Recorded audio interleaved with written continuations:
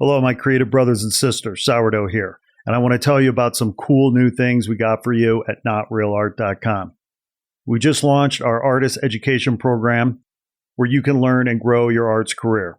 We call it the Not Real Art School. Not Real Art School features 5 free courses with top artists and business experts, all who spoke at our Creators Conference in 2019.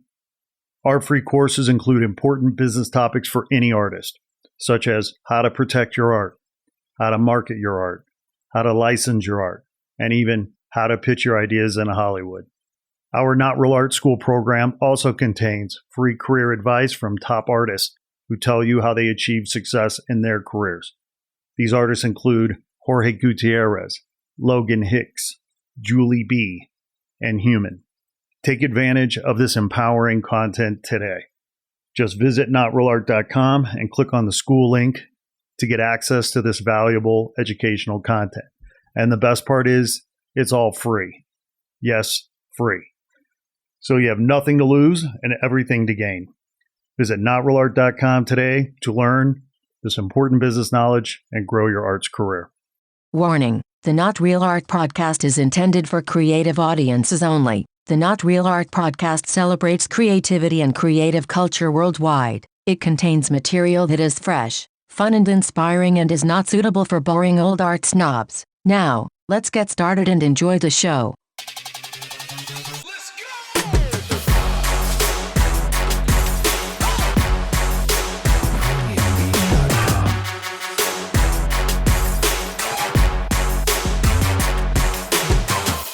Greetings and salutations, my creative brothers and sisters. Welcome to the Not Real Art Podcast, where we celebrate creative culture and the artists who make it. I'm your host, Sourdough. My esteemed co-host, the one and only Man One, is on assignment today, so yet again, it's just me and you. But today's episode, I'm stoked. I'm really excited to talk to our artist today, and I've been a fan of his work for a long time. Robert Glenn Ketchum is a photographer whose work has helped to save precious wilderness areas around the planet. I'm a big outdoors guy, love camping, love exploring, love canoeing, and so on and so forth. And so, protecting wilderness areas and protecting endangered species to me is really important. So having Robert Glenn Ketchum on the podcast today is a real honor. Robert and I happen to be members of the Explorers Club, and so that's sort of how we connected. But I've been a fan of his work for a long, long time. I first came across his work probably in 1988 when I was working as a production assistant at a publishing company outside Chicago, and we specialized in books that had to do with camping and mountaineering and rafting and all these outdoor activities. And, Robert's been in the game for a long time. He's got a ton of books. And I remember seeing his work, when I was 18 and just blown away by it. And so to have him on the show today is a real honor. But Robert's story is awesome. I mean, the guy, he's from LA, went to UCLA. I mean, he basically came up as a photographer shooting on the Sunset Strip. I mean, he shot The Doors, he shot Cream, he shot Jimi Hendrix. He shot Donovan, he shot Traffic, he shot, on and on. But somehow along the way, he got activated around wilderness conservation, and his work has helped to save precious wilderness areas from development, from mining, and from commercial interests. He's done some incredible work, and you've probably seen his work because he's been around for a long time, and he's even doing really cool stuff in terms of taking his photography and turning it into textiles. And that's a really interesting part of the conversation too. So, definitely tune in for this one because it's fantastic. You're going to dig it. I know I enjoyed it. And without further ado, let's get into this with Robert Glenn Ketchum.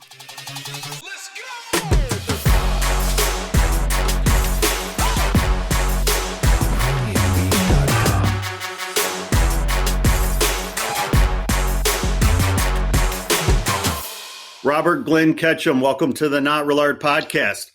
Pleasure to be here. Thanks for inviting me. Are you a podcast fan? Do you listen to podcasts? I do listen to some podcasts. Yeah, I'm not a rabid tech head, and so I only indulge in things that I really want to listen to or learn from, especially things relating to the natural science of the planet. And those are the things climate change and animal population decline and things like that. The stuff that my work also pays attention to, that sort of informs my work. For sure. Have you been on a podcast, a guest on a podcast before? I have not. Whoa, this is your first? Well, and I don't know if you consider a Zoom session. I did a Zoom session last week with the ILCP, and it was worldwide, but it wasn't exactly a podcast. It was a panel of 4 presenting our ideas about campaigns we worked on. And it was for other photographers worldwide. And the 4 of us that were on the panel all had various campaigns that we were working on, and our photographs were essential to the campaign. So we were explaining to other photographers how we worked in those relationships and the benefit of being in them when you're involved in a big national campaign. For instance, like my efforts to stop the Pebble Mine in Alaska. There's an on-the-ground coalition of small groups. There's a sort of mid-level bunch of players like Orvis, the outdoor fishing group, and Tiffany, the jewelers, who is, they've said they won't buy gold from the Pebble Mine. And then the overarching group that I'm working with is the Natural Resources Defense Council, which is the largest NGO by membership in the United States. And it brings each of those levels of partnership, bring different plays to the game. On the ground in the villages, it's the native fishermen that are protesting the mine face to face. And then in New York, it's being with Tiffany and Orvis and some of the other, Tommy Hilfiger, it's being done through their radio podcasts and through their blog sites and through the things they do with their advertising. And with NRDC, it was a whole new campaign strategy where they had the money to take out full-page ads in major newspapers and go after the companies that were underwriting the mine and attack their shareholders and embarrass their shareholders. And we got all of those companies to pull out of the campaign. So the mine and the company that wants to build it still exist, but there's no funding. There's no investors that want to get in it with NRDC when NRDC is running full page ads in a newspaper. That's the New York Times and Washington Post. A lot of people see those ads. Mitsubishi was one of the first companies to abandon it because we said, here's all the products under the Mitsubishi label brand. Don't buy them. If these guys want to build this mine, don't let them do it. Don't buy their products. Mitsubishi was gone 2 weeks later. They didn't want anything to do with that kind of negative advertising. So, it's a very effective way to work it. And it was dreamed up by the senior attorney at NRDC. And, I'm lucky enough to be a good friend of his. And we started using my on-ground photographs and his blogs and these ads in these newspapers. And it's been an incredibly effective campaign. But you could have never done that at a grassroots level. Right. Well, it sounds like you're sort of attacking it from both ends. I mean, you've got the people on the front lines there in Alaska, as well as you're attacking them, or you're focusing on the marketplace. And if you can squash demand.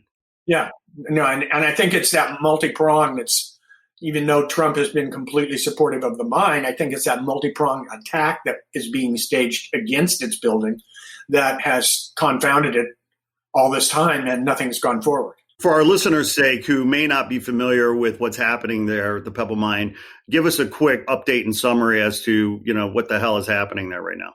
Well, Southwest Alaska, first of all, is a place that most probably couldn't find on a map. I mean, they just don't know what that even means, Southwest Alaska.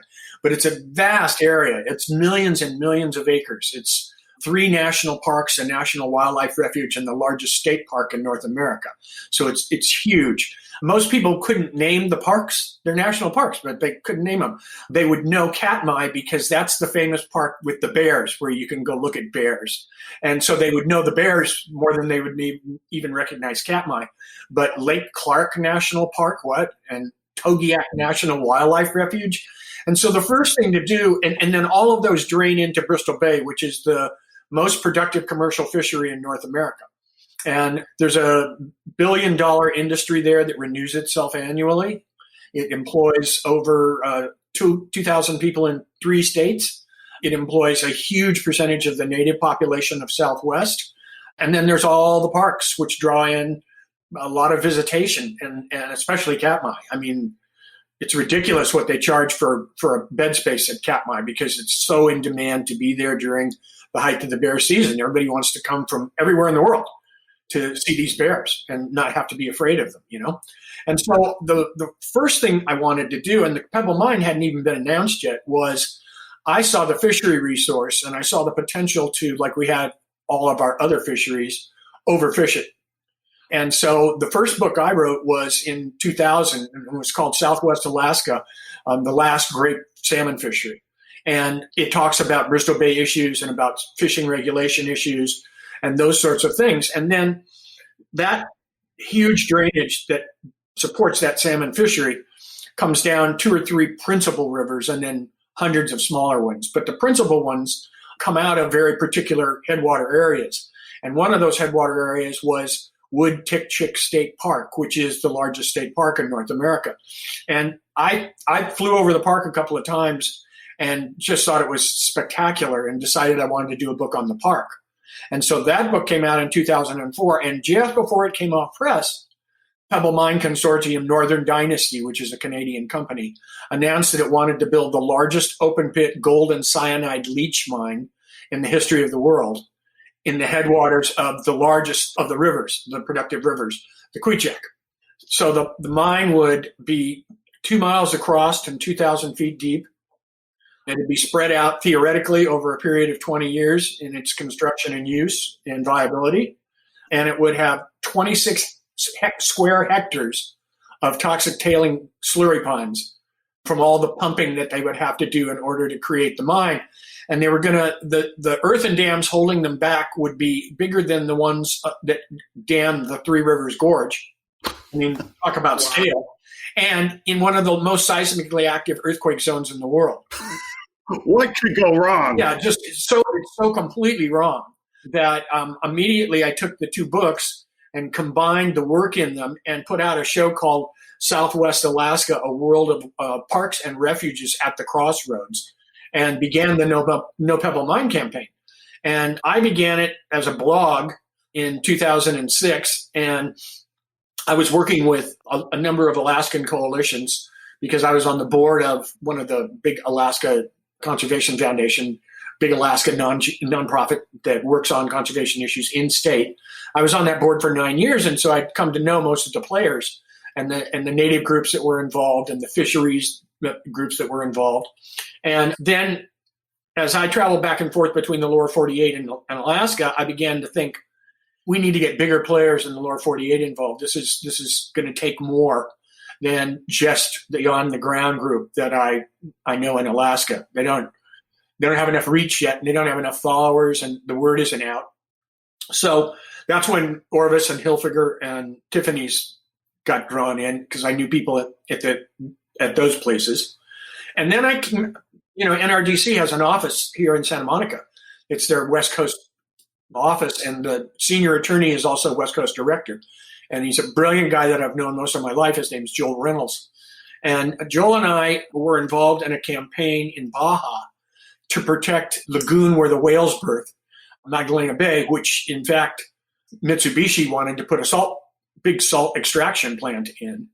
And we went head to head with Mitsubishi, and this is 10 years ago, 12 years ago now.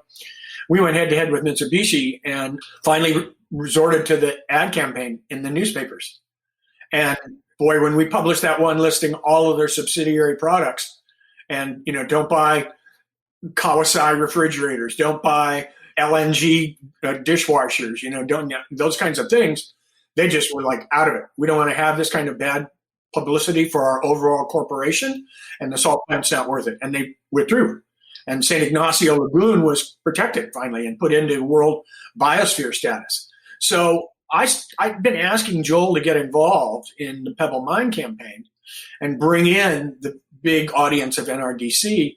And Joel was worried that the Alaskans would feel like an outside group was coming in and being the 800-pound gorilla. And, we're going to take over this campaign because you grassroots groups are too small.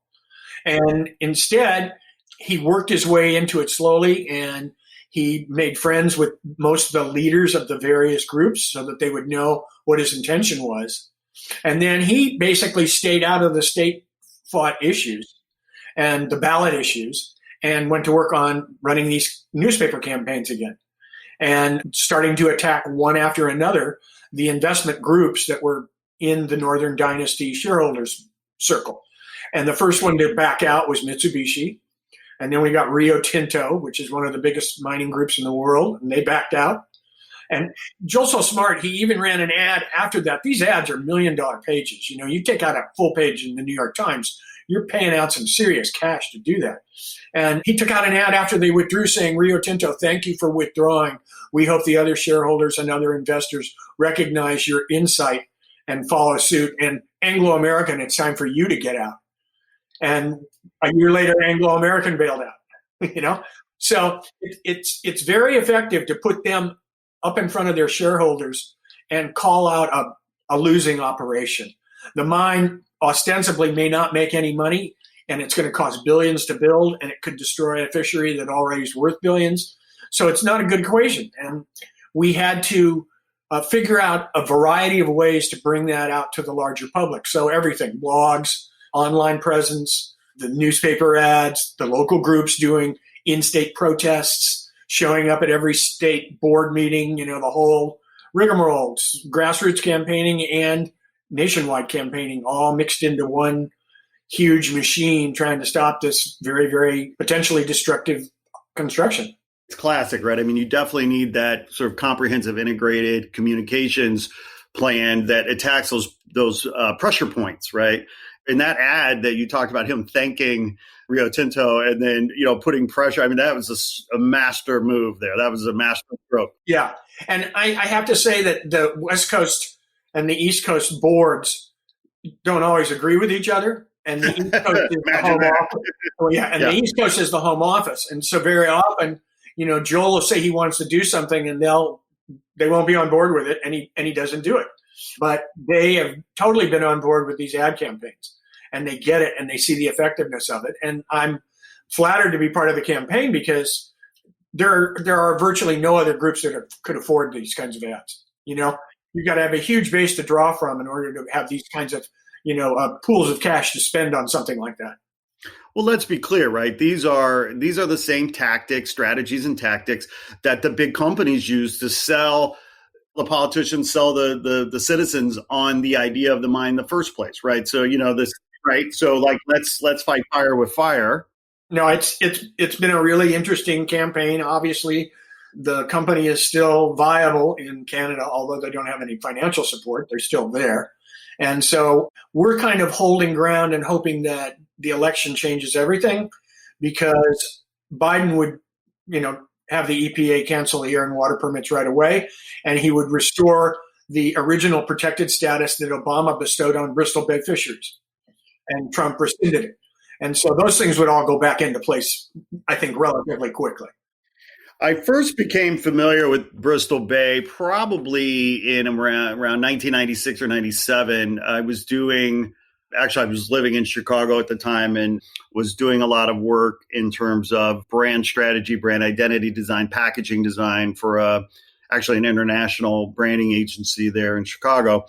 And I had gone to the Natural Products Expo here in Anaheim. Of course, that was when, you know, Natural Products is a huge show now, but back in that day, it was a smaller show. Organic Valley was a client of mine at the time, but I was walking the aisles there at the show, and there was this very small, very charming little booth, a couple of old grizzly kind of salty dogs, guys sort of sitting behind the booth. Alaskan. Exactly. And they were serving the salmon, you know, and it was, it was called the Wild Catch was the brand. And so I tried the salmon, and it was just, you know, melted in my mouth. It was amazing. And so I started talking to these guys, and they started telling me this really tragic and horrific story about how farm fishing was killing their business. These guys were, you know, OG salmon fishermen from Bristol Bay area, and they saw what was happening, and they started to educate me about the dangers of farm fishing and what that would do. And so anyway, long story short, we ended up doing a pro bono project for them, because the idea was, well, okay, we have to start tying red ribbons around this very special, fresh, wild product and get people educated about the difference between wild and farmed, and not just from a taste profile perspective, but from an ecological impact perspective. And that started this, it was a great project. I wonder how those guys are doing today, but it kind of gets back to this other idea about the importance of communication and branding. I mean, I wonder, this phrase blood diamonds, right? Blood diamonds were attached to, the diamonds brought in from Africa using child labor and all kinds of horrible tactics, and I don't know to what extent that phrase blood diamonds changed that culture, changed that industry. I think it did have an impact, but that's what that's what you guys are doing, right? You're trying to brand this and communicate about this mine and suppress demand and protect the wild fishery. And with regard to that, if you've ever done side by side farmed salmon and wild sockeye, it's the difference between like a really fine steak and a piece of slimy fish. Sockeye salmon is like a meaty, really flavorful, thing in your mouth. And lox, to me, is only great if you got a lot of cream cheese. Right. Otherwise, it's just a slimy fish on top of a bagel. That's the difference. And I, living on the West Coast, grew up probably seeing more wild salmon than most. And then when I got up to Alaska, the natives, they smoke it and they can it, and they're part of their winter reserve. And a lot of times they do some really crazy stuff with they'll put it in with chilies and with heavy smoke and all that other kind of stuff. And when I'd go into the villages and take pictures and interview people and whatever, giving you something was always part of when you went to leave, they would give you something. A couple of times I got given beautiful pieces of men's jewelry. The men wear bracelets and rings like the Navajo do, and the men wear the jewelry and the women wear the clothing, right? That's the way the tribes work. And most of the time I got offered dried fish, jerky of some kind, salmon jerky, halibut jerky, or small cans of smoked sockeye or whatever they happen to have. And they throw a bunch of them into a paper bag and say, have fun with this when you're camping, And so I became, after a couple of years of working in the Tongass, which was my first Alaskan project, I became a complete, wild salmon addict and wild halibut, fresh caught halibut. Oh my God. Some 10 or 12 years later, I got turned on to Southwest Alaska and I began the Southwest Project. And the very first thing we did was we went to literally the very first night in town when my assistant and I landed in Dillingham, we got invited to a bachelorette party for the Russian Orthodox daughter who was getting married. And she was like one of the only white girls in the village. And yet all of the Yupik and the Aleut go to the Orthodox church. And so they're all friends. And so it was her bachelorette, and she was sitting there in the chair in the middle of the room, and all of the Indian women were sitting around her in a circle, and she got lap danced and everything else, and it was an hysterical party. And when the woman whose house it was thrown in saw my assistant, which was Ted Turner's son, Rhett Turner, and I eating the food on the table, she came over and she said, "Do you like Indian food?" And I said, yeah, absolutely. And, I haven't had any really good Indian food for a couple of years now because I haven't been working in the Tongass. And so I'm loving this, palette out here tonight. And so when we went to leave, she gave us a case of smoked jars, small smoked jars, of about 5 or 6 different mixes that she'd created. And she said, you take these when you're out kayaking. And she said, this is power food. And I was like, oh my God, yeah, absolutely. What a gift. I mean, that's almost a priceless experience right there. Well, and, it's the reason yet another reason I want to defend the fishery. It's not only a great American business, but it's a product that I actually like. Exactly. It's not completely selfless here.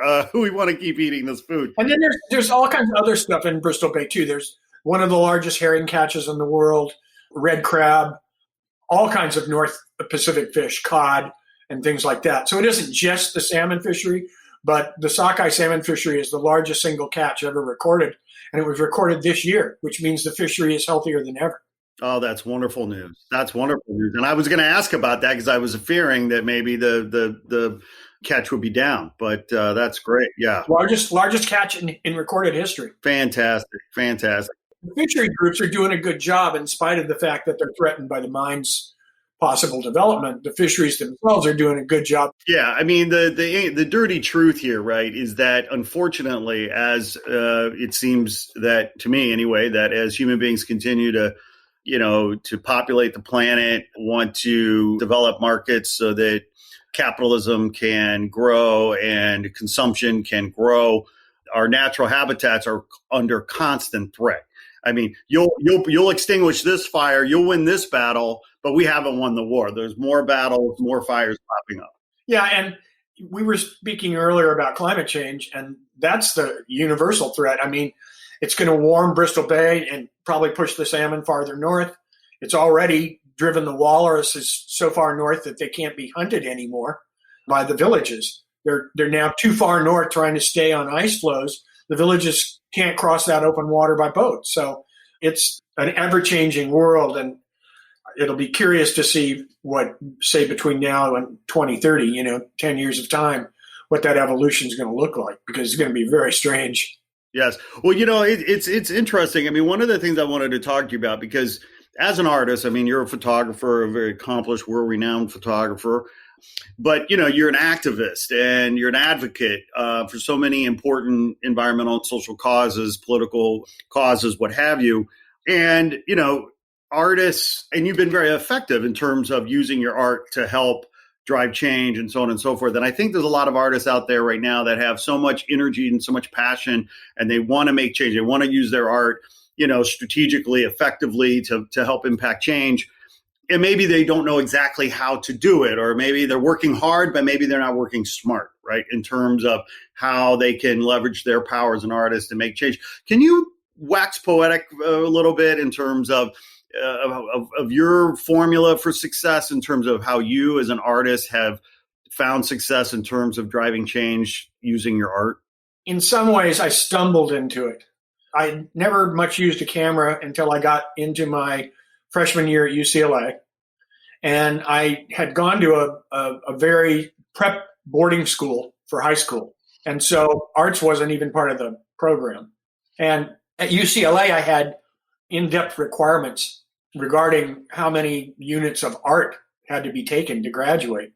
And I actually feared those units more than the other classes, because I'd never done anything, in the arts before. And I saw that the photography program was within the arts at UCLA. It wasn't like some sort of technical class. It was an art class. And I thought, it wouldn't hurt to, use a camera. I mean, that I can do. And I could have fun with that. And so I took a photography course, and it was 1966, and the Sunset Strip was blowing up. We had hometown groups like the Birds and the Seeds and, people like that in town. And then we had visiting groups like Cream and Jimi Hendrix and whatever. Quit bragging, please, Robert. Quit bragging. That's amazing. 70, it was a run of amazing music. Everybody had to come to LA. I mean, that's just the way it was playing out. I mean, you definitely wanted to go to New York and all those other places too, but you had to come to LA. And I realized that I got lucky, and I met the Doors before Morrison was even part of the band. And I got invited by a girlfriend's girlfriend to come watch these guys play in a garage here in Manhattan Beach, where I'm living now. And, they weren't especially great. And then Morrison joined the group, and initially he wanted them to play music behind his poetry recital. And that didn't go so well. But he realized that he liked the sound, and that he could retool some of his lyrics and make songs rather than poetry readings and go about that. So, I was there when they performed for the first time at Gazzari's on the Sunset Strip, first time they were ever in front of a live audience. And of course I was taking pictures and stuff because they knew who I was. So they let me just, stand right there in front, and there wasn't a paparazzi box yet or anything, it wasn't like it is today. And so I got to do that. And then I followed them down to Whiskey when they became house band at Whiskey. I photographed the Birds when they played with Bob Dylan at the Comedy Club. I photographed Love, photographed Donovan when his first trip came out, a lot of stuff like that. And I played it off of the Daily Bruin because the Bruin wanted to, and all the clubs wanted to be posted up in the Daily Bruin. So the college kids would come down on the weekends and go into the clubs. And the Bruin wanted to look like they knew what the hell was going on. So they were glad to have me with pictures, in those clubs at night and then coming back with pictures for them. So it's the best of all worlds. I had basically a press pass and very little camera knowledge, but it didn't matter. I knew a good band when I heard one. So I did that through most of the 60s or the late 60s. And in 67, I went up to Monterey Pop. And coming back from Monterey Pop, it was late in the afternoon. I was pretty much burned out. Didn't want to drive all the way through to LA. And we'd been told that there was a place we could crash on the Big Sur coast that would be open to us to, camp. And it was called Limekiln Creek. And I got in there late in the evening and just crashed out in my car and got up in the morning and, the drumming had started and there were smoky campfires going, people, passing joints around and stuff. And I was like, I've had already 3 days of this nonstop and I can't take it anymore. And I walked off into the woods and started following one of the trails that ran alongside it's a tri-fork of rivers that come down into Limekiln. And I got a pretty long way up one of them, and I thought I would, in the middle of a lot of beautiful redwoods and big ferns, I thought I'd go sit by the creek and just not hear bongo drums and anything else, just listen to the river and everything. And while I was sitting there, I began having an internal conversation with myself about what I was doing with my photography and where I thought it was going and what I was doing with my college education. And I had been given for Christmas probably some years back, one of Elliot Porter's first books, In Wildness is the Preservation of the World. And then more recently, I had been given Glen Canyon, The Place No One Knew. And what I saw in that book was Elliot Porter for the first time actually choosing a line in the sand and saying, this dam that's flooding the river canyon I'm photographing should have never been built. And I'd never seen a picture book come out with a political essay in it like that. And I was fascinated with that as an idea. And sitting there having that conversation with myself, I said, if I could do what Porter did, but be in front of the issue rather than afterwards, so that you actually can do something about the issue and stop it if it's at all possible, I would like to have a career doing that. That would be a cool thing to do. Now, I had no idea how to get from rock and roll photography to that place, or even what that place looked like. But I was surrounded by this redwood forest and these streams, and I'd never really taken like a landscape picture in my life. Landscape to me was the inside of the whiskey. And yeah, I had my cameras with me and I had a tripod. And I thought, okay, well, let's just see what these pictures look like when you get back to UCLA. And they were terrible because I didn't know anything about shooting the landscape, but I could see the promise of it. And so I started going back on my weekends, going back to Limekiln and camping again and taking advantage of the fact that we were welcome to be camping there and photographing more and more and more aware each time, which made the pictures get better and better. And I could see that happening. And then it kind of came full circle as a project. I, saw that working in that way would take me someplace. And so when I graduated from college, not very long thereafter, I moved to Sun Valley, Idaho. I began doing ski photography. I began doing photography for real estate groups of houses that were under construction and things like that. And I had the whole of Sun Valley and Idaho, Salmon River Valley, Idaho, to photograph in. And so I began doing pictures of the landscape there. And I was getting better and better, and I was learning to use a view camera and, more technical than certainly when I was at UCLA. And I got a chance to move to the East Coast and work on a project in the Hudson River Valley. I got a commission from the Lila Wallace Fund, and they hired 3 photographers to be in residence for 2 years and to photograph anything they wanted in the Hudson River Valley. And the reason they wanted to do that was they wanted to create some buzz around the work and publish. And they were going to use it to drive a campaign to rebuild historical buildings and to clean up the river.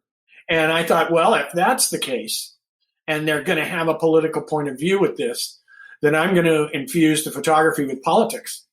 And I began photographing the industrial sites and the falling down historic buildings and, that kind of stuff as well. And the landscape, of course. And when I went in to see the general counsel for the Wallace Fund, I said, look, you don't have to use these pictures. I know you probably want the beauty shots, but I've got like the Indian Point atomic power plant. I've got the logging that goes on in the upper lakes basin.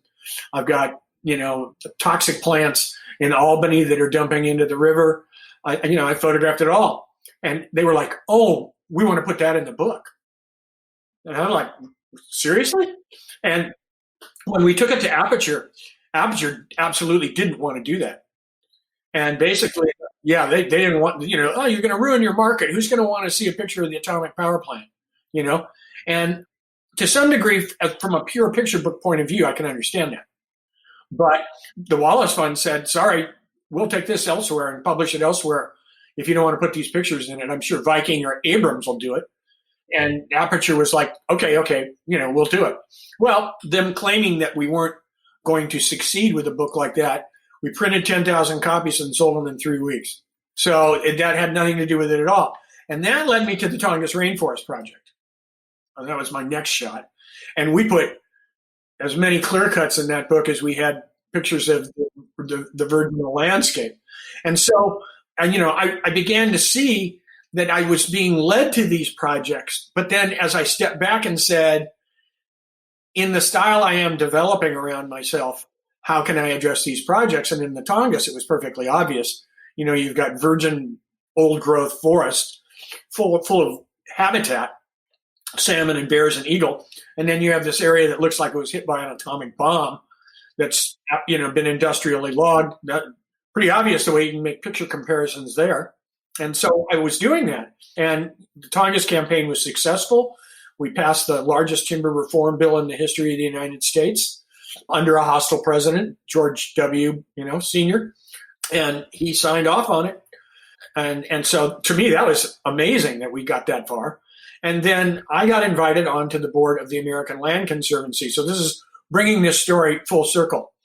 And I'm now visible enough that I get invited onto this board of this group. And it's a pretty heavy group. We had Martin Litton, the grandfather of the Colorado River rafting, and we've got, the president of the Sierra Club, and we've got, Pete McCloskey, the guy that helped write the Endangered Species Act, and, all these players. And I said, why would you put me on this board, to the woman that was organizing it? And she said, well, I'd love to have to be able to photograph some of the projects we're working on. And I was like, if that's all it takes, I'm not going to bring a $10,000 gift to the board. So if all you really want is my photography, I'm happy to do that. And like, what kind of projects are we talking about? And she said, well, right now in your neighborhood, we're trying to save Topanga from the headwater to where it flows out at the ocean. And we've already begun buying up some of the lands involved by conservation easement. And we're working with the city of Los Angeles to acquire other parcels. And, that's just a few miles away from where you live. You could work on that. And she said, have you ever heard of a place called Limekiln Creek? I said, well, yeah, why? And she said, well, for a while that was open to the public, but then one of the Big Sur conservative ranchers bought it. And he closed it, and nobody can camp there anymore. And now he's thinking about logging it, timbering out the redwoods. And she said, we think it'd be a disaster, and that it's a 700 plus acre watershed, and we're thinking of making him an offer. And the Packard Foundation will give us the funds to make the offer with, if we can convince them of the beauty of Limekiln. Would you want to go up to Limekiln and take some pictures? And I said, Harriet, I've been camping in Limekiln, a good part of my college career, and I've got a huge portfolio of Limekiln pictures. And she said, oh, well, why don't you pick 5 and print them and get them to me as quickly as possible? And I did. And she took them immediately to Packard, and Packard gave them the grant, and she bought Limekiln. And so, there is the immediate reaction to the work being applicable. And yet I couldn't have planned that myself. That was one of those serendipitous things that occurred. I had to pick my jaw up off the floor when she said, "Well, have you ever heard of Limekiln Creek?" I'm like, I know every square inch of Limekiln Creek. That was a beautiful coincidence. And like with the Pebble Mine campaign, I knew almost nothing about Southwest Alaska. And I was on the Alaska Conservation Foundation board, and the board chair was leaving. And he said, "What are you going to do for their Alaskan projects?" And I said, "I don't know. I photograph a little bit here and a little bit there, and I go to Denali all the time." And he goes, "You ever been out to Southwest?" And I said, "No, And he said, "Why don't you come out there? I'm going there next weekend with a friend to fish. And why don't you come out there and go fishing with us and take a look at this place? Because it's going to come under the guns at some point in the next 20 years. And you're going to want to have the library." And so I flew in with them, and they fished, and I wandered around and photographed, and they were absolutely right. I got one look at it, and I was like, "Oh my God, this is an amazing world. It's like another Alaska. It's more Alaska than Alaska." Just wilder and less developed and everything else. Probably one of the most undeveloped areas in the state, except for the really far north and the North Slope. That to me was, handed to me.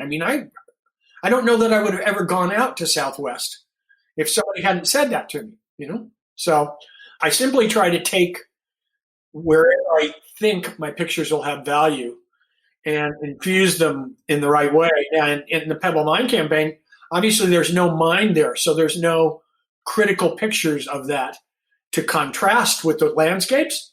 So I went to Butte, Montana, and photographed the open pit mine there. And when we did our little slideshows for the politicians, we infused the Butte mine and the Rio Tinto mine in Utah with the pictures from the pristine landscapes of Alaska, and said, don't let this happen in Alaska. It's not the same place, and it's not going to fare well. And so that was the way we did it there, because we didn't have an actual mine to include in the pictures. But the scars are everywhere, and that's the point, right? You're photographing these scars, these battle wounds, or whatever you want to call them, these wounds, these infections, and it's undeniable when you see that, and it's such a powerful device, to give people a stark choice. It's like, well, what do you want? Do you want, do you want this beautiful image, or do you want this ugly reality? Yeah. It's funny you say that, because in the Hudson River project, in the exhibit of the Hudson River work, I took a 3-panel across picture of a beautiful fall pond in one of the upstate parks. And one day after a hard rain, I was in the Croton-Harmon parking lot for the railway, the Metro 9 up and down north-south, running to Manhattan to Albany. And it was muddy, and the cars were all glistening in the sun. And the water out behind the Croton-Harmon yard was very much like the lake in the picture from the park. And so I printed them 3 across and 1 above the other. So six pictures in the frame. I called it 2 Possible Choices for Your Future. And that got called out by every one of the people that reviewed the show as the most didactic print in the show, and sort of the signature of the show's overall meaning. And, that was my very first project, and I saw all of that coming out of it. In fact, I took one picture, and this was a real eye-opener for me. I think it was the first time I saw the work in actual action. I took a picture from the Beacon rail yard one morning in a hard rain, and it was a really blue-gray day, and the fog was down on the river, and the rail yard right there was just a mess. It was full of scrap metal and old tires and, just a complete mess. And I was up on a rail bridge looking down on it, and I had a pretty interesting perspective. And I realized from studying the history of the Hudson Valley that this was formerly a famous, in the 1800s, it was a famous ferry park, which meant that people from Manhattan ferried up for the weekend and picnicked in the park and stayed at the bed and breakfast inns in Beacon, in the town of Beacon, and would come back down to the park the next day and play with their kids and stuff next to the river. And now it looked like an abandoned mineral dump or something. I mean, it just was a mess. And I took the picture and I took it back and showed it to the general counsel. And he said, so why was this important? And I explained about how in the 1800s it had been a ferry park. After I left, he went back to the Wallace Fund and asked for the money to go up and buy the park away from Metro North and restore it as a park to the city of Beacon, and then give it to the city of Beacon as part of the program to restore the valley's history. And within 2 weeks, they bought the entire thing back from Metro North. And I was like, one picture does that? One picture, really? So, it was eye-opening for me, and it just empowered all that other work. And one of the reasons I helped to found the International League of Conservation Photographers was that in my peer group, there were about 15 of us that directed their work at political issue openly. And we were all friends with each other. And we were at a larger group conference called the North American Nature Photographers. And it was in Anchorage at the time. And I got up and gave a speech about the history of representational photography and its relationship to the environment. And people went crazy. And all these young photographers came up afterwards and said, why don't we create a group around this and whatever. And so while that conference was ongoing, we committed outside and we formed the International League of Conservation Photographers. And 55 of us were founding fellows. And we now have 135 members in 27 countries. And a lot of them are younger photographers. I had a photographer from Baja who I gave a major award to for his book. And he said, well, when I was 11 years old, I found your Tongass book. And he said, I've never been the same since. He said, I just saw that book and I thought, I've never seen anything like this. And then he got the bill passed. And he said, I just wanted to do that for Baja. That's my home. And it's basically ignored and it hasn't been parkified yet. And there aren't enough protected areas. And he said, I realized I could do what you did in Baja. And so he said, that's what I've been doing. And that's what this book is about. And I said, yeah, and it's a beautiful book, which is why you're getting the award. But it's great to think that, we've been able to, as you use the term infect, we've been able to infect an entire community with this idea about, it's not just about making pretty pictures. It's about making pictures of value. Yes. Purposeful. Yes. The word relevant comes to mind too. You part of the challenge I think the environmental movement has is, how do we make our issues relevant to, urbanites, people of color, the investor class. And part of the way we do that, I think, is to show them the stark differences between the choices, the consequences of our choices. And because it doesn't have to be this way. It doesn't have to be this way. And what I love about your story a minute ago about that town with the park is that, you showed them the way it used to be and they were motivated to make change. Yeah. Yeah. No. And Barney was the general counsel, Barney McHenry, was very knowledgeable of Hudson River history himself. And he just, as soon as I said this was along with Cold Spring, this was one of the two most popular areas that the ferry from Manhattan delivered people on the weekend. And, in Barney's mind, I know immediately he could see the sort of impressionist paintings of women in formal clothing with umbrellas sitting on the lawn watching their children fish from the Hudson River. And he was like, they wouldn't even walk across that site today. It's looking so toxic. We got to do something about this, and having the resources to do it, just to turn around to the Wallace Fund, one of the largest funds in New York, and say, I need a couple $1 million to go buy this. Yeah, that's a key point you're making. And I can tell you now that there's an artist or a few artists listening to this podcast now saying to themselves like, well, that's what I need. I need money. I need resources.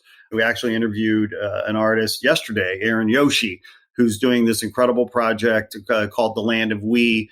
And it's a mural project. It's a combination of mini murals and mini billboards. And it's going to expand over the next 6-7 months. And, it's talking about, the management of natural resources and how we can work and live in a more sustainable way. And it's a beautiful project. I'll actually send you information. I think you'd really appreciate it.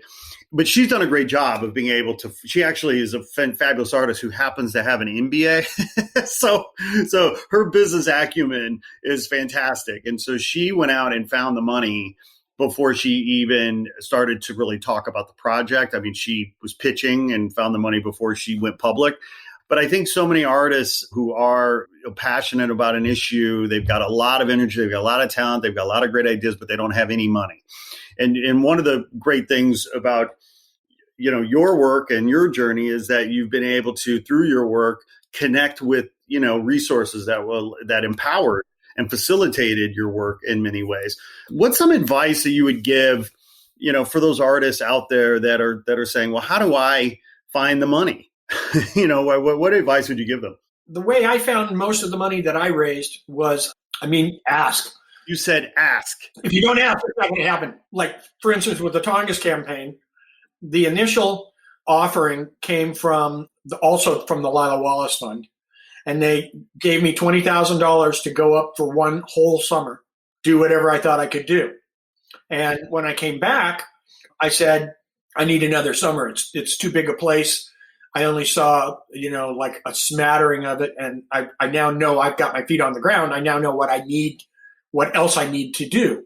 And they said, well, the Wallace Fund is pulled back and they're only going to invest in New York from now on. They're not going to range more widely. And I said, well, do you have any ideas? And Barney said, well, I've got this guy. He runs a boat up there that's a luxury cruise boat. And they bring very high-end guests on, and they tour them around through the Tongass. And they're based out of Palm Beach, Florida, and they have a foundation. And, maybe you'd have some luck there. And I was like, fine, will you do the introduction? And Barney did it, and I flew to Palm Beach. And the guy was Michael McIntosh. And as luck would have it, he had just founded a little group called NRDC. And I showed him the pictures from the first summer shoot and told him what we were working on. And he said, so Barney can't help you this summer? And I said, no. And he said, what do you need? And I said, $20,000. And he said, fine. Literally, I just met the guy like 12 minutes ago. And he's already saying, fine, we'll do that. And he said, you've never been on one of my boats, have you? And I said, no, I have not. And he said, why don't you come aboard for one of our cruises and benefit from the naturalists on board and the experiences of being on our boat. And so I ended up, over 4 years of work, I ended up being on that boat like 3 times. They were very, very expensive to go on, and they were very generous to invite me on. And really getting around in the Tongass is by boat and by plane are the only ways you can do it. There's very, very little roadway. And so then we got down to the publishing of the book, and Michael said, what are you going to do with it? And I said, well, I suppose we're going to hand it out on Capitol Hill and do the whole thing with the Congress and whatever. And he said, well, that's a lot of handing out to do. You can't do that all by yourself. One person can't do it all. You need a team. And, who's paying for these books? And I said, well, I probably will out of the run that Aperture does. And he goes, no, that's ridiculous. So he said, I'll give you $10,000 to buy the 552 books that we need for the Congress. And then I'm going to get NRDC interns to help you hand them all out. You go see the key people that, represent you, Barbara Boxer and Dianne Feinstein and, the like, Nancy Pelosi. And we'll send the NRDC runners to offices you've never even heard of. But we'll make sure everybody gets a copy of the book. Well, that was a huge thing. And then 4 years later, I put together a Tongass exhibit for the Smithsonian. And it was going to open in the Museum of Natural History on Earth Day. And, he wanted it to have more publicity than the Smithsonian would spend on it. And so he gave them $10,000 to do a better job with their publicity. So I'm not even asking for that money anymore. It's just coming because it's all interconnected. But if I hadn't immediately gotten on a plane and gone down there and asked, it would have never happened. Turns out it's actually not that complicated. It turns out it's actually not rocket science. It's powerfully simple. Ask. when I began to work on the Pebble Mine campaign, I had Ted Turner's son had just graduated from Rhode Island School of Design, and he was starting up his own film company. And so he agreed to pay his own way to be my intern if he could shoot some film along the way too. And I needed help in the field carrying gear and whatever. And so wedding made in heaven. And so when we finished the shoot, Rhett said to me, so what's your next step? And I said, well, I'll take it to Aperture and I'll try to get it published as a book. And, then I've got to do some fundraising. And he said, what do you think they're going to want? And I said, I probably about 30 or 35,000 to do 5,000 to 7,000 copies. And Rhett said, well, why don't you submit a proposal to my dad's foundation, the Turner Family Foundation? And he said, we can find you $35,000. It was like, I didn't even ask. Well, and that also gets to an important point, which is about communicating effectively, talking to people, telling your story, being open, and just being, interested and passionate, enthusiastic about your work. I mean, so many artists I know are, maybe they're shy, maybe they're introverted, maybe they're, too humble or whatever. But the reality is, as I tell artists all the time, it's okay to be introverted. It's okay to hate people. I hate people too, but it's not okay to be inarticulate about your work. Right. And when you're talking and you're just having these conversations like normal people do, good things happen like that. Well, and, I also kind of subtly infected Rhett by taking him to Southwest with me. I mean, he spent 3 months in that landscape and knew exactly what I was doing and why I was doing it and realized the value of it. And the Turner Family Foundation is, very environmentally committed and conscious. It was a wedding. It was a perfect wedding. How many books do you have to this day, Robert? How many books with your name on it? Nine books. One of them is a curatorial project called American Photographers and the National Parks.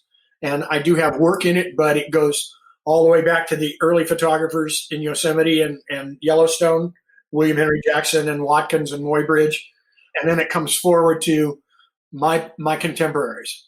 And it was a way of looking at the whole history of landscape in North America, landscape photography in North America, and its direct relationship to the politics of the environment. It's William Henry Jackson's photographs of Yellowstone that allowed Yellowstone to be created as the first national park. It's Watkins and Muybridge's photographs of Yosemite that got Yosemite put into a protected status by Lincoln. So it wasn't made a park yet, but they called it a national pleasuring ground. By the way, we need a lot more of those. Sounds a little twisted to me. But I would vote for that today. Yeah. And so that book, I at the time was serving as curator of photography for the National Park Foundation, Washington, D.C. And that was my first big book. And I was in it, but so were a lot of other images and other photographers. And then that opened the door for me to meet the Wallace Fund in New York. And that was the Hudson River book. And we published that with Aperture, and then we did the Tongass Rainforest. We did Overlooked in America, the success and failure of federal land management. Then out of the blue, my two favorite calls of all time in my life were I was busy signing an edition in my studio, and it's really a repetitive task when you've got to do like 50 prints and whatever. And the telephone rings, and I'm thinking, I don't know how to do this. But I pick it up. The voice on the other end says, hi, this is Robert Redford, and we've never met, but I'd like to talk to you about my Sundance Institute. And I thought it was somebody pulling my leg, and I said, you know what, I really don't have time for this today, and I hung up on him. Yeah, by the way, Robert still tells that story to this day. A few minutes later, the phone rings again, and Redford says, before you hang up on me, we have a common friend, Elko Wolf. Well, Elko was a representative for Polaroid Corporation, and that's a pretty obscure person to reference. And I was like, what? And then I was like, oh my God, is this really Robert Redford? And he said, yeah. And I said, well, why are you calling me? And he said, well, do you know anything about Sundance Institute? And I said, I know that you've created it and it's in Utah and, it's near your resort. Why? And he said, well, we have an artist in residence program, and we've never had a visual artist in residence. Twyla Tharp is our choreographer in residence at the moment, and I've got a couple of young screenplay writers that are in residence at the moment. Would you like to be the first visual artist in residence? Bang. That was like, what? Did that happen on the phone just now? So I've had a number of weird phone conversations like that. And another was similarly, I was in my studio and the phone rings. This guy who says his name kind of quickly and then starts to rattle off on this project. And he claims he's got this boat and that he's going to go through the Northwest Passage. He's going to be the first private yacht to ever get through the Northwest Passage. And there's some risk involved, and it may take as long as 2 months to do it. And there's going to be a bunch of scientists from the Explorers Club on board, and I'm an Explorers Club member. And would I like to be the photographer for the journey? And I was like, yeah, but Explorers Club very often puts together explorations, but they're all co-paid. And you have to pay your share to be part of the expedition. And crossing the Arctic on an expensive yacht sounded to me like it could be really expensive. And Very expensive, yes. Yeah, so I know, is this a Sea Org, an Explorers Club project? And he said, yes, and we have a flag. We've been awarded a flag for it also. And I was like, wow, okay, so what's going to be the copay? And he said, I'm not asking you to copay. I'm inviting you to be my guest. And I said, I'm sorry, who is this again? And he said, I'm William E. Simon, former Secretary of the Treasury to Reagan, and I ran for president last year. And I was like, oh my God. And how do you know me? And he said, well, of the 6 guests that I'm bringing on board, 4 of them recommended you as the photographer when I asked each of them who I thought they might know that would be a good photographer. And he said, when 4 of my friends all recommend the same photographer and I don't know who you are, I thought it was time I should meet you. And I was like, okay. But he said, there's one caveat. He said, you are invited, but I'm not going to have somebody I don't know in the middle of 6 of my best friends for 2 months if I don't really like socializing with you. So he said, I'm flying out to San Francisco next weekend for a meeting at the Bohemian Grove. And would you fly up? I'll pay for it, but would you fly up to Palo Alto and have lunch with me before I go to the Grove? And we'll just have a conversation at lunch and I'll know. And I'll tell you before I leave whether you're invited or not. I got nothing to lose on this. So I've got an address on the Stanford campus where I'm supposed to go. And of course, when I pull up on the street in front of it, it's the Hoover Institute. And I'm like, I've got really long hair and I'm wearing multiple earrings. And I'm like, oh my God, this is just going to be a nightmare. You got the artist uniform on. And Bill Simon is a notorious conservative Republican. So I wander in, it's all glass and very clean. And, and there's one receptionist there and she looks up and she said, oh, you must be Mr. Ketchum. I don't even know, a word not out of my mouth yet. I'm already right? They saw you coming a mile away, man. You just go up the stairs here and turn right. And she said, Mr. Simon is waiting for you and the lunch is out. And he's in Secretary Schultz's office and they're going to have lunch with you. And I'm like, oh my God, what? So I sat down to lunch, paper bag lunch, with Secretary Schultz and former Secretary Bill Simon. And they got about halfway through their lunch. And Bill just stood up and reached across the table and shook my hand and said, I think you're going to be a fascinating guest and you're welcome aboard. And we'll meet you in 3 weeks farther north in that little tiny town. Can't think of it anyway. And we'll board the boat there. And then we're headed for the Arctic Ocean. Well, after the lunch at the Hoover Institute with Secretary Schultz and Bill Simon, I was, told where I would pick up the boat. So I flew, 3 weeks later, I flew into Alaska and I flew to the little town and there it was sitting offshore. I knew it was Simon's boat immediately. Everybody else in the village, it was a native village. Everybody had these, beat up old 17-foot Columbias. And out there is this crystal cathedral boat and this shining in white. And I was like, I went to the harbor master and I said, is that Bill Simon's yacht out there? And he said, yeah. And I said, I'm a guest. Can you notify them I've landed?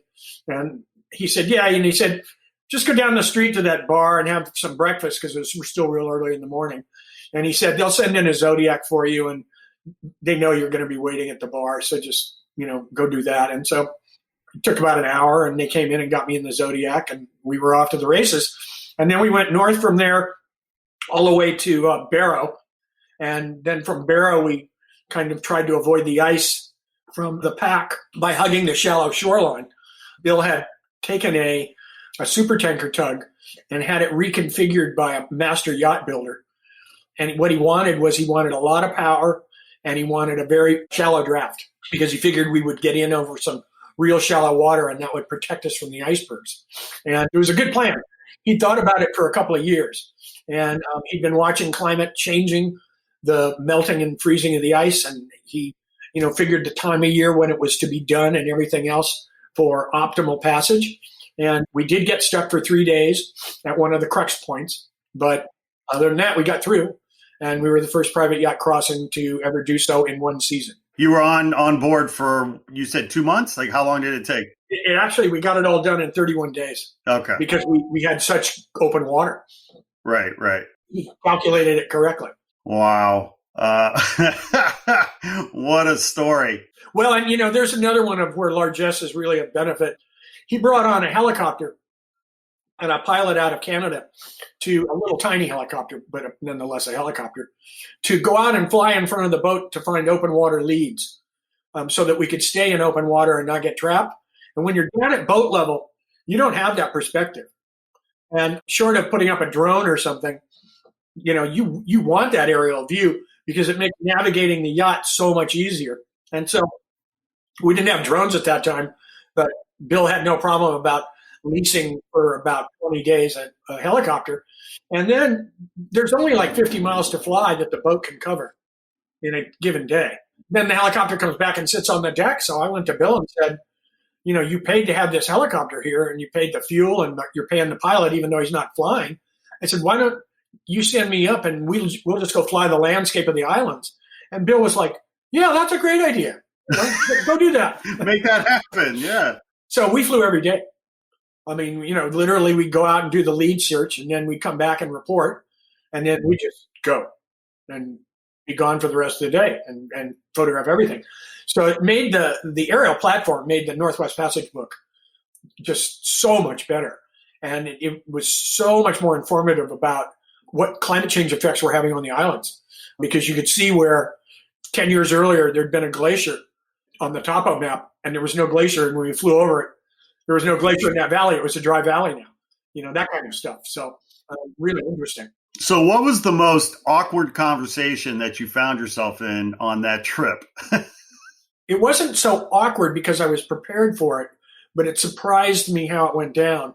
Bill had everybody move around the table so that everybody got to sit next to him at some point several times. And so the one night that I was there sitting next to him, he had never brought up anything political with me except talking about climate change, which he believed in also, and which the Explorers Club researchers were focused on, were on board. And so he leaned over at one point and he said, I used to have a large investment in one of the southern logging groups, and they were also Louisiana Pacific. They were also involved in the clear cut in the Tongass. They were one of the two corporations involved in the Tongass. And he said, so I know you wrote that book on the Tongass, and you passed some rather significant legislation during Bush's era. What was that all about, and why do you object to the logging in the Tongass? And I was like, wow, that's deep political for dinner conversation. I'd lectured so much at that point. I just launched into my, cut to the chase lecture. And about 20 minutes later, we reemerged, and Bill said to me, well, he said, I gave up my stake in Louisiana Pacific, and now I'm glad I did. I don't think they should be logging in the Tongass either. And he just rolled like that, and then we just went on like nothing else, never had that conversation again. It was only awkward in that we were at such opposite ends of the political spectrum, and yet it wasn't awkward at all because we were on board with that. It's always fascinating. I have friends who I'm a real centrist. I would say fiscally conservative. I'm socially liberal. And I have friends on both sides of the spectrum. I have friends that are far left, and I have friends that are certainly right. I don't know that any of my friends are far right, but But, it just feels like part of the problem these days is that we're not talking and the civility has gone down. I feel like if we talk, we may find common ground, just as you guys did. This is the era of Trump, and it's, divide and conquer is his game plan. And he's pitted us against each other. And so now we are pitted against each other. That's why I hope we have a change. Yes. I think the conversation will return if there's a president that wants to actually communicate. Right. And be a president of all the people, not just some of the people. Yeah. So I want to talk about this fabric project that you're doing. I know this is like a hard right turn maybe or whatever. I've always loved when artists got into products.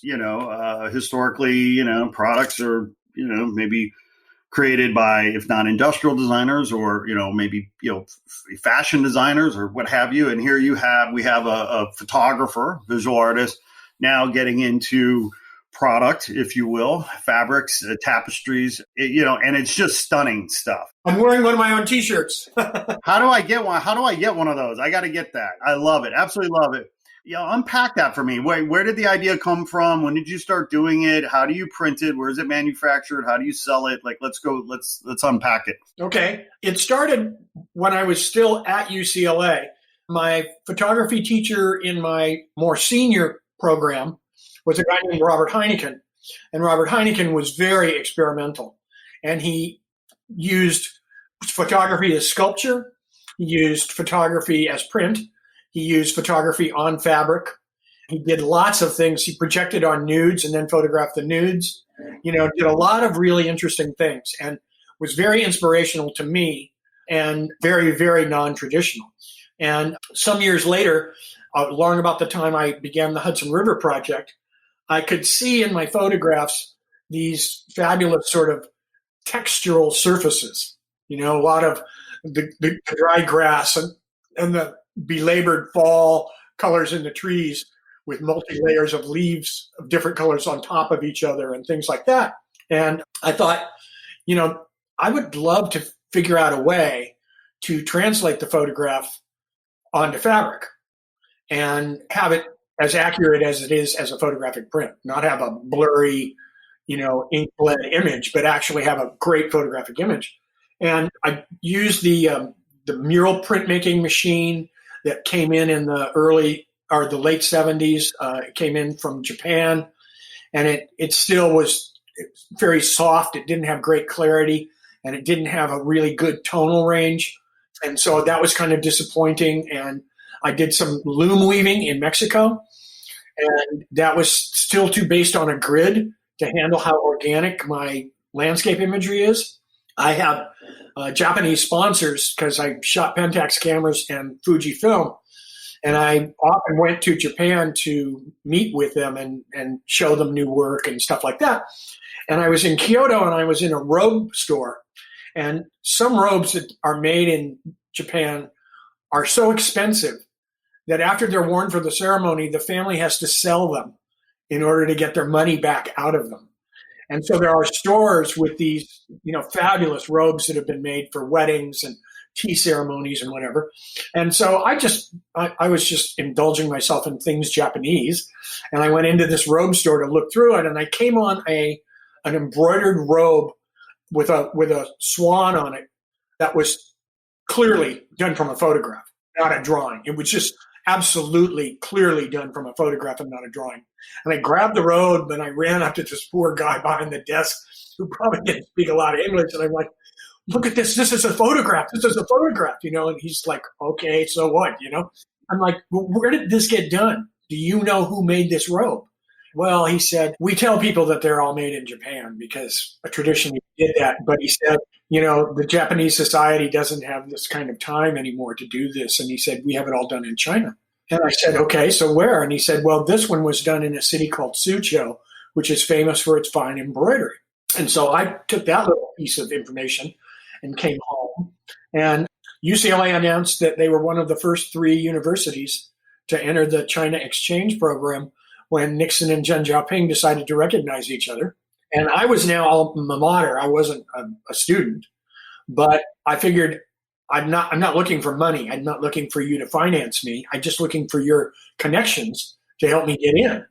Because it was early 80s, and China was like not really open yet. You know, you had to go in a tour group. You couldn't go in by yourself, for instance, you know? And so I wrote UCLA, and the exchange program accepted me and liked the idea. There were no other artists that had applied. So they thought that would be a good thing for the program to have some, you know, palpable product. So I handed myself off to UCLA. UCLA wrote the necessary letters and got me the official invitation. And I went to Suzhou with my photographs and the thought that we would embroider them as wall hangings or maybe little standing screens, you know, things like that. And long story short, that program went on for 35 years. And I'll send you a book when you get off of this, you know, send me your snail mail and I'll send you a book with some great repros of these textiles in them. So we created some spectacular wall pieces and standing screens. And we actually created some very big 3 and 4 panel standing screens, you know, like traditional ones like the Japanese do and the Chinese do. And their faithfulness to my photographs was astounding. And the many textures that can be incorporated in an embroidery are just off the chart. And I have several pieces that have over 1,000 different dyed colors. You know, the range of dye is greater than the range in the photograph. I mean, literally. That was a very, very successful program. Both the Chinese thought so and my side of it thought so. We had a big show at UCLA. I've sold, of 36 pieces created, I sold 29 of them. And one of them I sold for $1.5 million, one of the standing screens. They're a product for sure, you know. And then during all that time, I often would go in through China, through Hong Kong first, because it's a little easier to get used to being in a Chinese world in Hong Kong, where there's some English spoken, and the world is more first world than China's third world was at that point. And then I would go on to Suzhou from Hong Kong. And one of the things I learned early on in Hong Kong was I could have a shirt made for the cost of buying one in a department store here. And the difference would be that it would be perfectly tailored. And I had a choice of like a dozen different collars and long sleeve, short sleeve, Hawaiian style, you know, tab collar, whatever you want, you know. These guys have been making clothes for the Brits for 50 years. And so they were now looking for a new market. The British had left and we were coming through. And I always wore, when I'd go to New York and DC, I always wore suits. But rather than jazz up the suit, I would jazz up the shirt underneath. So one of the things I would do just to pass the time in Hong Kong was I'd go out and shop raw silk shops. And I'd buy three yards of fabric and take it to my tailor at the hotel and get a couple of long sleeve shirts made for myself. So I've got a wardrobe upstairs of about 25 long sleeve shirts that my son now is raiding all the time. And so one day someone said to me, you know, you've done all this work in silk and you know all the seamsters and you know all the printers.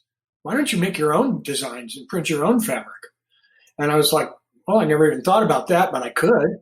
And so I started by doing something really simple, which is just a flat design, and that's a scarf. And so I produced 5 or 6 really beautiful scarves, and they sold pretty well. We sold a couple thousand. And my son is now 2 years out of college, and he didn't get the jobs he wanted, and he doesn't want to be a bartender or a waiter. And he came back to me and he said, you know, my roommate and I have taken the liberty of grounding an Instagram-based company in your name and borrowing some of your designs to put on clothing. And we think we've got a real workable business model, and we wonder if you would like to work with us. And the company is called RGK Threads, and they've designed a pair of board shorts and a Hawaiian shirt based on one of my scarf patterns. And we are actually in Shanghai right now printing the sample of the Hawaiian shirt, which they'll send to us, and we'll have our seamsters here in downtown LA look at and talk about how the design is going to be configured when the fabric gets cut. And then we'll actually put out a Hawaiian shirt and market it on Instagram and on Square. It's a business that started off with one-of-a-kind sort of art pieces that were based in fabric. And then it shifted to, you know, an actual manufacturing of fabric items. So I don't have more to report on that yet, but I'm looking forward to seeing the sample next week. I'll tell you that.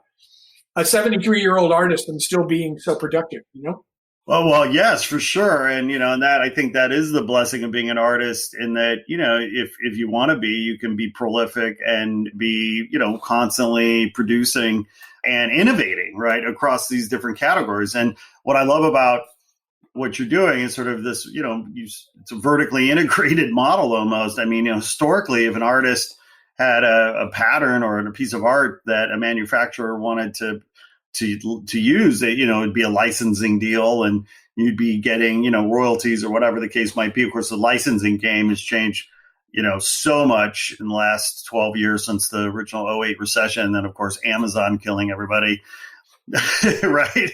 And Walmart for that matter. But that's super exciting. I look forward to seeing some samples. I want to it sounds like maybe my wife needs a scarf. I don't know if you have any more. I've got your email, so I'll send those to you by JPEG. I have a little JPEG library that I send to the shops that carry my stuff. As I said earlier, I want to send you a book. So, and as a matter of fact, I'll see you and raise you one, Robert, because I'd love to continue talking, and I want to have you back on the podcast. But I'd love when things calm down a bit. I'd love to, break bread with you and just continue this conversation. I feel now, and I'm a collector of your work as well, thanks to the auction. And by the way, that piece, it's a magical, mystical piece. I'm not sure if that's Earth or some heavenly universe somewhere. Oh, wait, it is Earth, but you feel like you're transported. But it's called. I'm sure you saw the title. It's called At the Edge of the World, right? That was a phenomenon faced by the early Arctic explorers because early in the morning and in the late evening, there's a diurnal fog that occurs between the cold air and the cold water, being colder, and so right at the horizon, just absolutely no visibility at all, fog occurs, and it makes for some very treacherous boating, because you could easily hit ice. And more importantly, since they didn't really know where they were or what was there, a lot of the less educated crew manning these ships was afraid they would sail off the end of the world, that they would really actually reach the edge of the world, and that out there in that fog somewhere was the vastness of space, and they were just going to go off into it. They were the original flat earthers. Yeah. Right. To me, that was exactly that kind of a morning. And I thought it appropriate to acknowledge that little piece of historical craziness as well. And I'm glad you like it. It's one of my, especially at that size, that big 30 by 40 size. I mean, I love the image. And then I thought to myself, well, if it's small, I may not feel the same way because it feels like, it needs to be big. And when I saw the dimensions, I was like, yes. And then when I wasn't outbid, I was that much more thrilled. And by the way, it's going to hang in my my Mammoth place because I feel like that's like a perfect location for it. Oh, cool. My digital studio is here in my home. But I have a physical space up by the airport, right where La Cienega leaves the 405 freeway. And half of it is temperature controlled, security guarded office complex. I store all of my crates there for my traveling shows, and that's in the back half.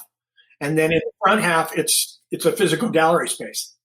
And I've got stuff up, including multiple textiles. So we will do lunch. And when this clears up a bit, and there's some really great food down here in Manhattan, and you can come down and we can do a little trot through the gallery, and then we can go grab a bite to eat someplace. So I love it. I love it. I'm a good buddy of mine that lives in Manhattan Beach, so I'm down there often. So I will keep you posted on that. But, and I want to shout out to the Explorers Club. I mean, that is the reason we're together.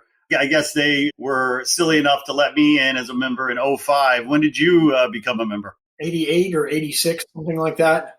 It was during the Tongass campaign, and somebody said to me, and it may have even been like Michael McIntosh or something, said to me, you ought to, be a member of the Explorers Club. And I was like, well, you have to be recommended. And they gave me a natural history professor at Berkeley to sign off on, and he invited me in because he knew what the Tongass rainforest was. So that was good enough, I guess, for that. then, I got to do some fun stuff with them. I did a Zagram trip around Greenland. I did the trip with Bill Simon.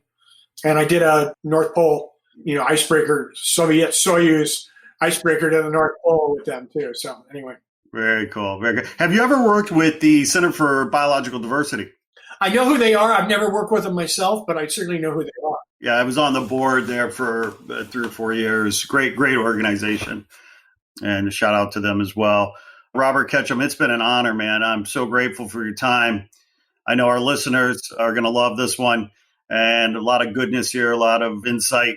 You be safe, you be well during this crazy time we're in.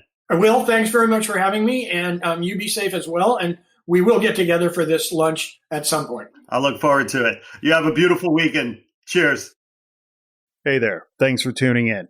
Please be sure to like this episode, write a review, and share with your friends on social. And if you haven't already done so, please press the subscribe button and follow us on Instagram at Not Real Art World. If you're an artist, be sure to apply for our 2021 artist grant at notrealart.com. Sourdough out.